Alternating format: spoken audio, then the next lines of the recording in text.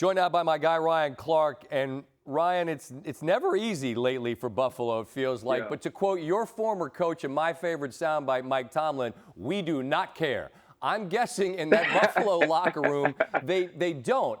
But I do wonder, you're up 14 and it feels like everything's kind of going in the right direction. Yeah.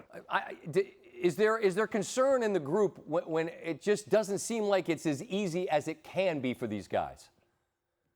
There starts to be concern because if you're the Buffalo Bills, you understand that football isn't easy. Winning in the NFL isn't easy, but you have a game like this where it seems like it's in hand. And if Chris Godwin gets an opportunity to turn around, this could be a different result. We could be talking about a comeback in the last 5 minutes for the Tampa Bay Buccaneers in a game that they were dominated. And think about the last 3 outings for the Buffalo Bills, where you have the Jacksonville Jaguars, the New York Giants, and the New England Patriots, and you lose 2 of those games and could have easily lost the game against the New York Giants as well, if not for a missed DPI in the end zone on Darren Waller. And so when you look at this team, they have to start finding ways to put teams away and finish, because that's what the good teams do.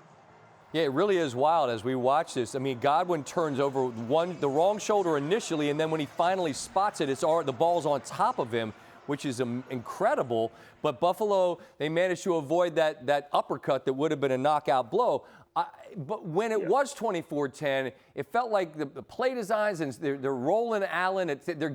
You're shaking your head. You like what you were seeing there, right? Oh, they got jiggy. Hey, Ken Dorsey was in his University of Miami bag today. They used everyone on the field. I love what you guys did with the highlight, which was spotlighting Shakir, spotlighting Gabe Davis, showing Dalton Kincaid making plays, but also mentioning that Stephon Diggs also got his targets, and we got to see Josh use his legs. This was the full gamut of what you can get from the Buffalo's offense, even incorporating Latavius Murray and James Cook in the running game. And so all of that was great. And I thought they got a little conservative in the second half with some of those punts on 4th and short when they could have went for the kill of the Tampa Bay Buccaneers. And that's something Sean McDermott is going to have to look at if he wants to compete with the Kansas Cities and the Baltimores and the Cincinnati Bengals, who they'll see next.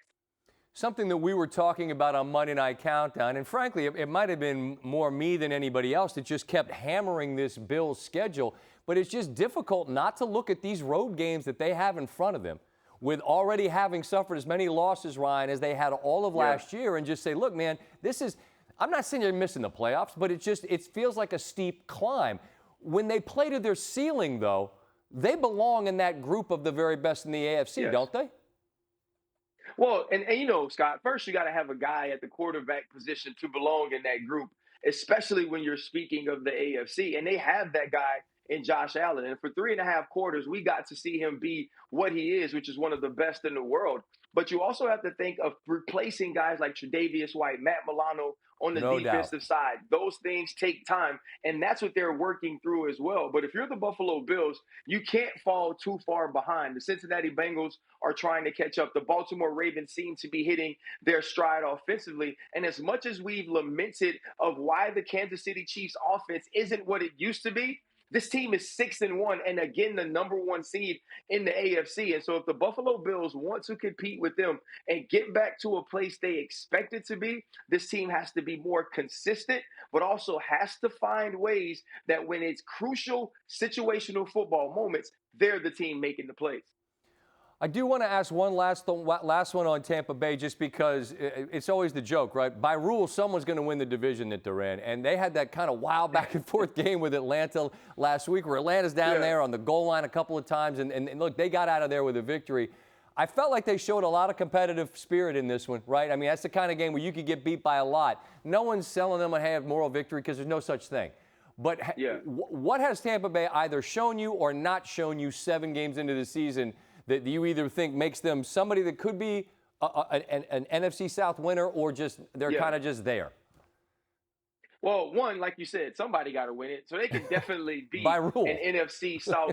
Yeah, they can definitely be an NFC South winner.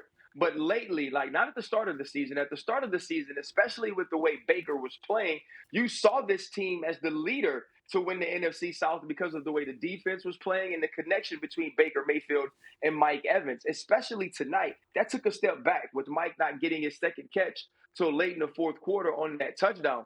There has to find a running game, Scott. Rachaad White, the young running back from Arizona State University, who I got to watch play in person for 2 years, was an explosive, dynamic runner, also big in the pass game. They haven't been able to get him loose in the run, which leads to play action pass. So to me, it starts there. And this defense has to start making game-changing plays. You've seen that from Antoine Winfield Jr. throughout the season, but the Levante Davids, the Devin Whites, the Shaq Barretts up front, they have to start making plays to allow this team to get short fields and create more scoring opportunities for Baker Mayfield and this offense. Emmy Award-winning Ryan Clark, I will see you Monday in Detroit for Countdown in advance of the Raiders and the Lions. That should be a scene. I know the folks up there looking forward to it. Looking forward to being with you then. All right, my friend? My man, appreciate you, brother.